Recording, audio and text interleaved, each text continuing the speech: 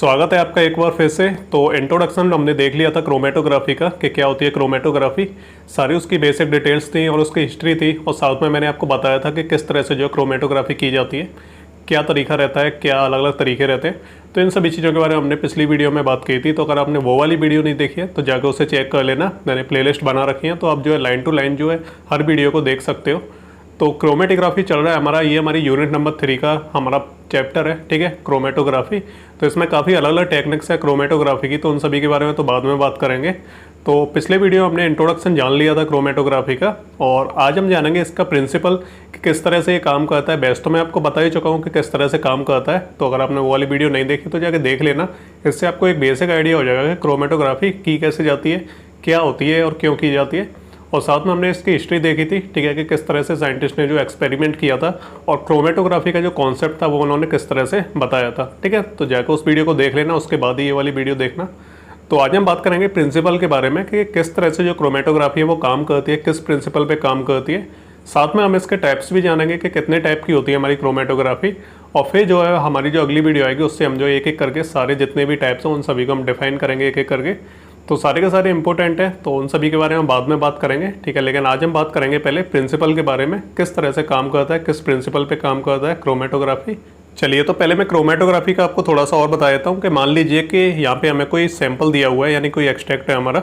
तो हमने कोई किसी पेड़ पत्ते को या कुछ भी मतलब हमने पीस के उसका एक्सट्रैक्ट निकाल लिया हमने, और इस तरह से हमने जो है इसे कटोरी में रख लिया यहाँ पे। अब ये होगा, ये ग्रीन कलर का होगा हमारा, या फिर किसी भी एक सिंगल कलर का ही होगा। तो हम क्या करेंगे, इसकी क्रोमेटोग्राफी करेंगे और उसमें जितने भी हमारे अलग अलग तरह के केमिकल कॉन्स्टिट्यूएंट हैं उन सभी को हम अलग अलग जो है कर देंगे, ठीक है। और हम जो है पता लगा लेंगे कितने टाइप के इसमें केमिकल कॉन्स्टिट्यूएंट प्रेजेंट है, ठीक है।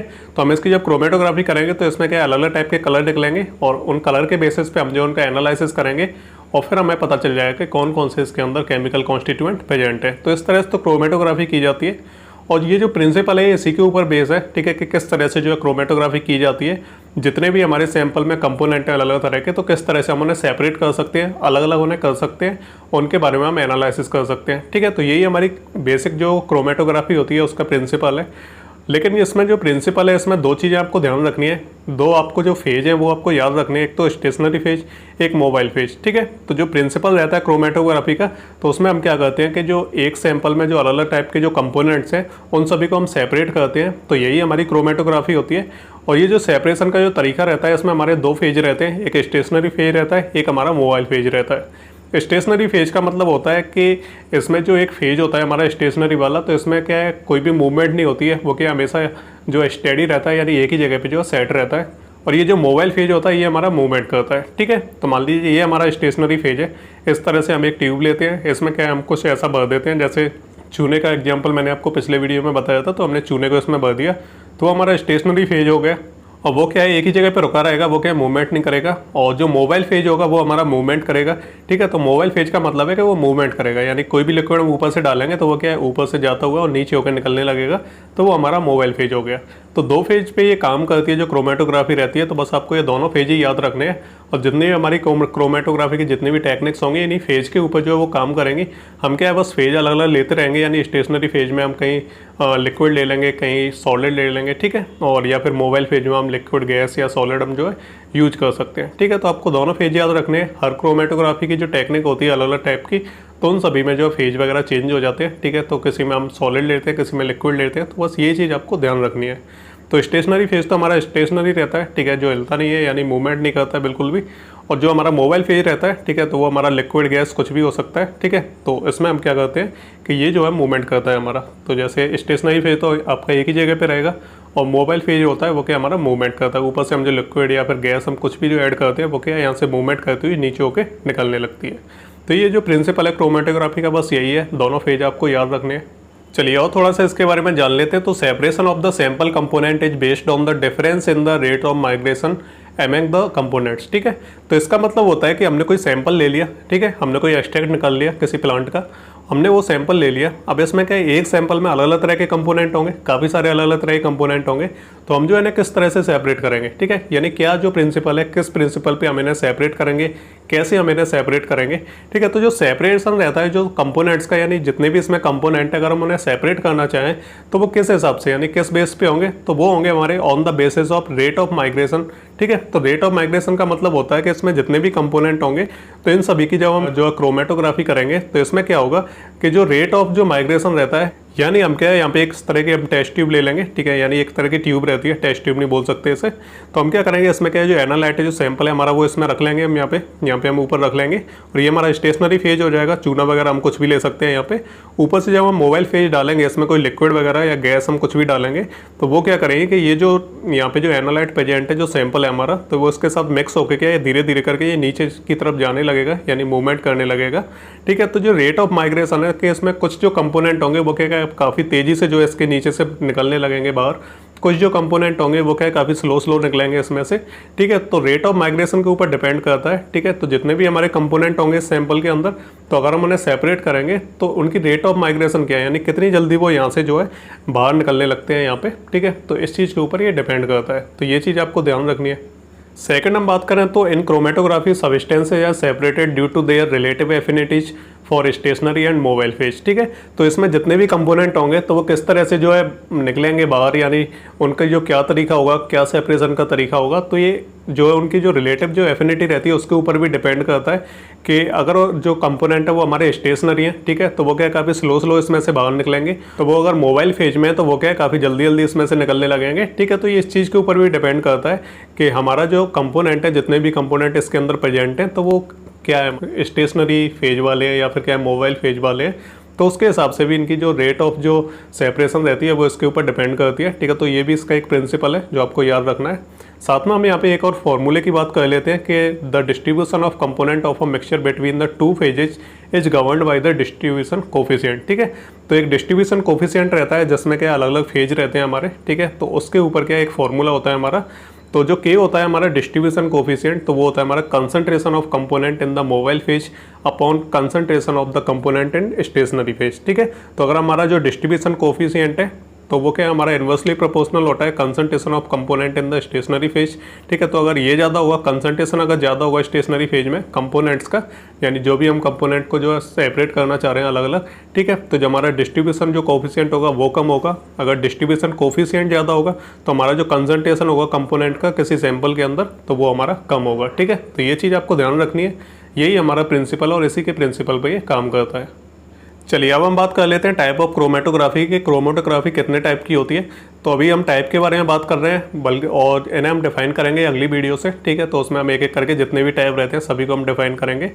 तो यहाँ पे हम टाइप्स की बात करें तो ये बेसिकली 4 टाइप की क्रोमेटोग्राफी होती है। ठीक है, तो इसमें क्या है हमारी पहली रहती है लिक्विड सॉलिड, और दूसरी रहती है हमारी गैस सॉलिड, तीसरी रहती है हमारी गैस लिक्विड, और जो चौथी रहती है वो हमारी लिक्विड रहती है। ठीक है, तो इसमें जो लिक्विड सॉलिड है इसका मतलब होता है कि जो लिक्विड हमारा मोबाइल फेज होगा और जो सॉलिड होगा वो हमारा स्टेशनरी फेज होगा। इसी तरह से इसमें हमारा जो गैस है वो मोबाइल फेज होगा, सॉलिड होगा हमारा स्टेशनरी फेज, इसमें हमारा गैस होगा मोबाइल फेज, लिक्विड होगा स्टेशनरी फेज। ठीक है, तो इसमें क्या है ये जो आपको जो फेज दिख रहे हैं इसमें बस आपको फेज का ध्यान रखना है। तो जैसा कि मैंने बताया कि क्रोमेटोग्राफी करते हैं तो उसमें 2 फेज होते हैं, एक मोबाइल फेज जो मूवमेंट करता है, स्टेशनरी फेज जो मूवमेंट नहीं करता है। ठीक है, तो जो हमारी लिक्विड सॉलिड जो क्रोमेटोग्राफी रहती है इसमें क्या रहता है कि जो हमारा लिक्विड रहता है वो तो हमारा मोबाइल फेज रहता है, यानी हम जो ऊपर से जो मोबाइल फेज ऐड करेंगे इसमें तो वो हमारा लिक्विड फॉर्म में होगा। ठीक है, और जो सॉलिड होता है वो हमारा स्टेशनरी फेज होता है, यानी इसमें जो भरा होगा इस ट्यूब के अंदर, ठीक है, तो वो हमारा स्टेशनरी फेज होगा। ठीक है, तो लिक्विड सॉलिड की अगर हम बात करें क्रोमेटोग्राफी की तो इसमें हमारे 3 अगर एग्जाम्पल आ जाते हैं। एक तो एडजॉर्प्शन क्रोमेटोग्राफी आ जाता है, थिन लेयर क्रोमेटोग्राफी आ जाता है, और आयन एक्सचेंज आ जाता है। ठीक है, गैस सॉलिड की हम बात करें तो इसमें हमारा एक ही आता है गैस सॉलिड क्रोमेटोग्राफी। और नेक्स्ट हम बात करें गैस लिक्विड क्रोमेटोग्राफी की तो इसमें हमारा गैस लिक्विड क्रोमेटोग्राफी जिसे हम GLC भी बोलते हैं, इसके अलावा कैपिलरी कॉलम, ठीक है, ये भी हमारी क्रोमेटोग्राफी की एक टेक्निक है, तो ये हमारी इसके अंदर आ जाती है। और सबसे लास्ट हम बात करें लिक्विड की तो इसमें हमारा पार्टीशियन क्रोमेटोग्राफी आ जाता है, और दूसरा हमारा हाई प्रेशर लिक्विड क्रोमेटोग्राफी जिसे हम HPLC भी बोलते हैं। ठीक है, तो ये इसके अलग अलग टाइप हैं। ठीक है, और जो आपको लिक्विड सॉलिड, गैस सॉलिड और इसके अलावा गैस लिक्विड और लिक्विड ये आपको जो दिख रहे हैं ये बस फेज हैं आपके अलग अलग। ठीक है, जिसमें से एक हमारा मोबाइल फेज होगा, एक स्टेशनरी फेज होगा, ये उनके एग्जाम्पल्स हैं। तो ये आपको इस तरीके से याद रखने हैं।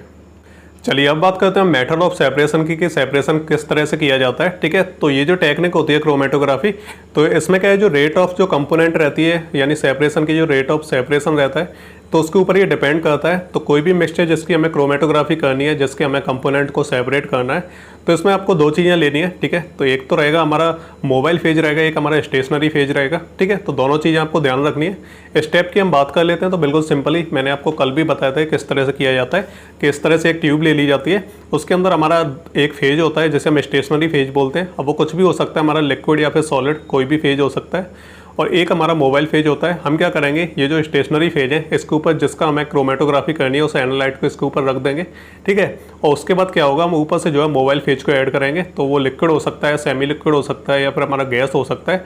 तो जैसे ही हम इसके ऊपर से इसे डालेंगे तो ये जो हमारा एनालाइट है ये क्या है, धीरे धीरे करके इसके साथ मिक्स हो जाएगा, धीरे धीरे इसके साथ जो है नीचे निकलना शुरू हो जाएगा, ठीक है। और जैसे ही यहाँ से निकलने लगेगा तो धीरे धीरे करके इसके अंदर से जो अलग अलग टाइप के जो कलर होंगे वो बाहर निकलेंगे, और कलर्स का हम जो एनालिसिस करेंगे इससे हमें पता चल जाएगा कि कौन कौन से इसके अंदर कंपोनेंट प्रेजेंट है, ठीक है। तो इस तरह से हमें जो इसका करना है, इसमें अलग अलग स्टेप दे रखे हैं तो मैंने सारे के सारे लिख दिए। सबसे पहले क्या होगा कि हम क्या करेंगे, एनालाइट जो है उसे स्टेशनरी फेज में रख देंगे, ठीक है। तो सबसे पहले उसका रिटेंशन होगा, जो एनालाइट होगा उसका। दूसरा हम बात करें तो उसके बाद हम क्या करेंगे कि इसके ऊपर मोबाइल फेज जो है ऊपर से डालेंगे, कोई भी लिक्विड वगैरह, ठीक है। तो उससे क्या होगा कि जो हमारा जो एनालाइट है वो धीरे धीरे करके उसके साथ मिक्स हो जाएगा, जो हमारा मोबाइल फेज है उसके साथ मिक्स होने के बाद वो धीरे धीरे करके नीचे की तरफ जाने लगेगा, है ना। और नेक्स्ट हम बात करें तो उसके बाद हम क्या करेंगे, जो मोबाइल फेज है उसे और ज़्यादा डालते रहेंगे, यानी कंटिन्यूस उसे डालते रहेंगे।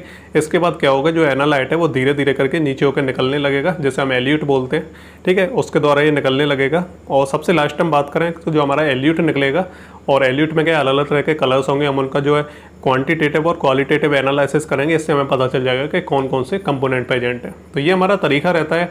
ये हमारा, मैं आपको पहले भी बता चुका हूँ, यानी किस तरह से किया जाता है। यहाँ पे मैंने बस लिख दिया है, तो आप रीड कर लेना। चलिए सबसे लास्ट हम टेक्निक्स के बारे में बात कर लेते हैं। तो मेथड तो आपने देख ही लिया, सेपरेशन कैसे किया जाता है।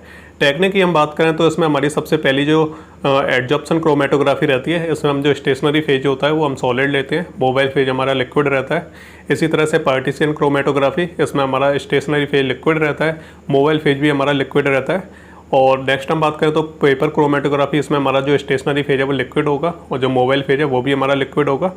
थिन लेयर क्रोमेटोग्राफी, इसमें हमारा लिक्विड और सॉलिड दोनों हो सकते हैं हमारे स्टेशनरी फेज, और जो मोबाइल फेज होगा वो लिक्विड होगा।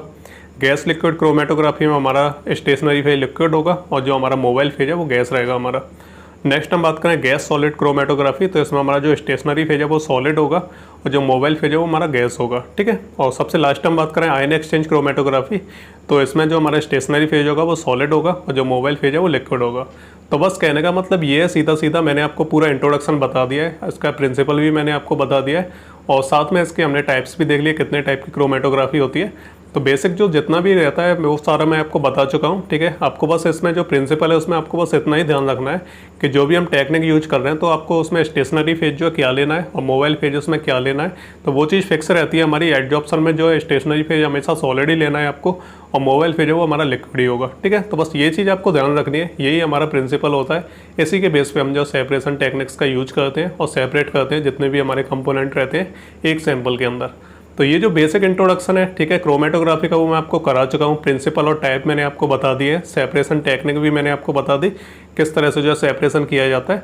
तो सारी चीज़ें, जितनी भी इंपॉर्टेंट चीज़ें थी, एक बेसिक जो नॉलेज थी वो मैंने आपको दे दी है। अब जब नेक्स्ट वीडियो है उससे हम स्टार्ट करेंगे अपनी अलग अलग टेक्निक्स को, कि जो एडजॉर्प्शन क्रोमेटोग्राफी होती है वो कैसे की जाती है, क्या मेथोडोलॉजी रहती है, तो उन सभी के बारे में बात करेंगे, ठीक है। तो चलिए मिलते हैं अगली वीडियो में, तब तक के लिए good bye and take care.